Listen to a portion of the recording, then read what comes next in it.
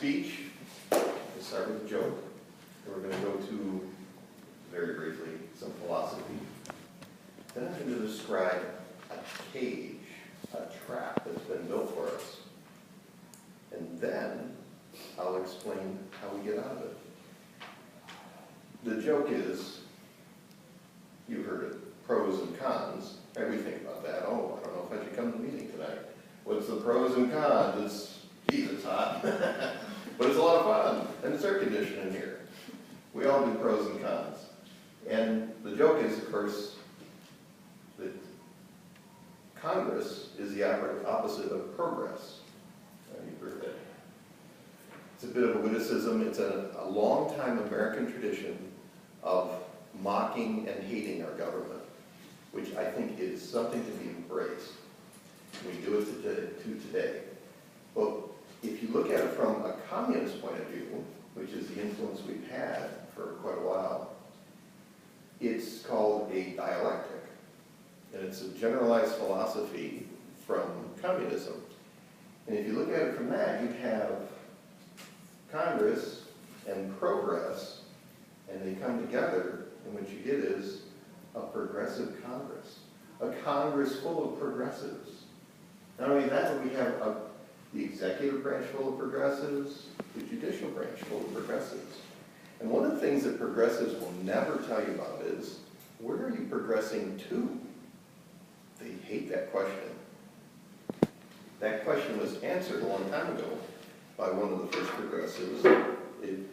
His name was House. He was in the Wilson administration, and he wrote a book, Philip Drew Administrator. And that is the key. He was an administrator. He thinks that an administrator should be in charge.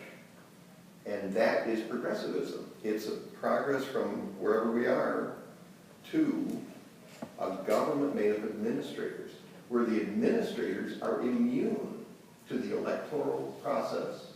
They're immune to the executive branch. They're immune to the judicial branch. The executives are in control. They're administering government. But the government is not subject to changes by the people. The people are under control. It's a trap. And you say, really? Oh, this has been a subtle change. Another way to look at progressivism is if you had a salami, and what they'll do is they take it one little slice at a time. Now, if you walked home and you're like, wow, I want a salami sandwich. I'm hungry. And you go over and half your salami's gone. You'd be, where did my salami go?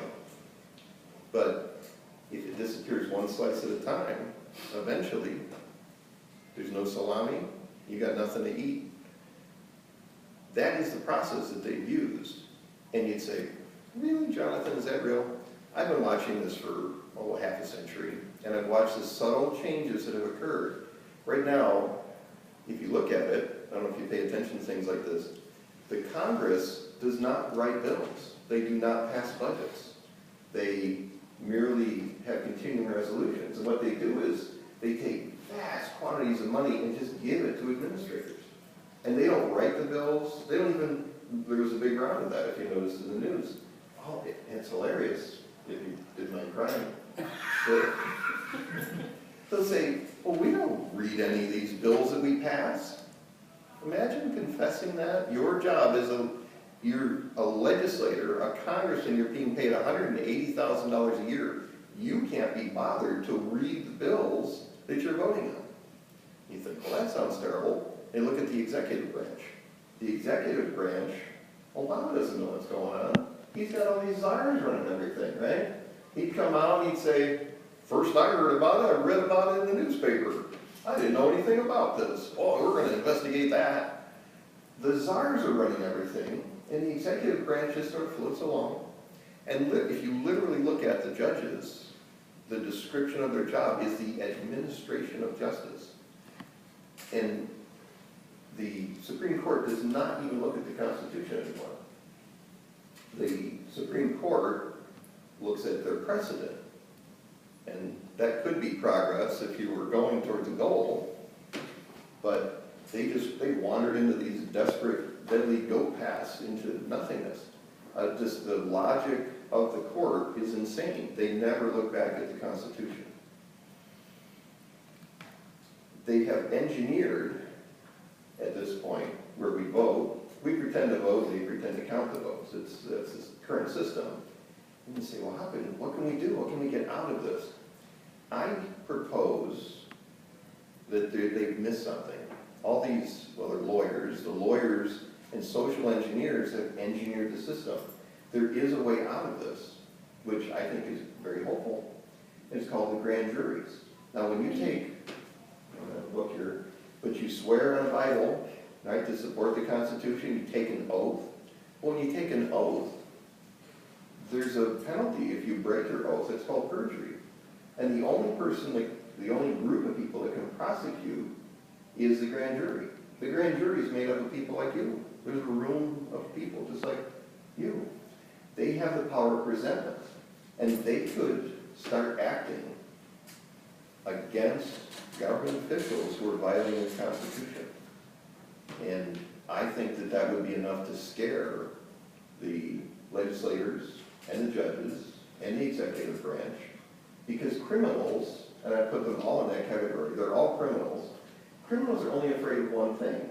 They're afraid of the grand jury. And the grand jury is still sitting there. It's just that they're ignorant. The grand jury is ignorant of their own powers, their own potential. And on the theme of liberty, you have liberty. Literally, you have the foundation of your liberty is that a grand jury has not indicted you. You're free to come and go and do as you please until the grand jury would say, you have to come in here and answer questions, or you are charged with a crime. I'm trying to educate people about it. I hope this is an inspiration. If you have any sense, as I do, of this ghastly trap that's been constructed, the trap that we have around us from the progressives, the answer is the grand jury. They can investigate with fantastic power. They can make anyone answer any questions about anything. And that's any of the federal grand juries can grab anybody. Even the president, make him come in and answer questions.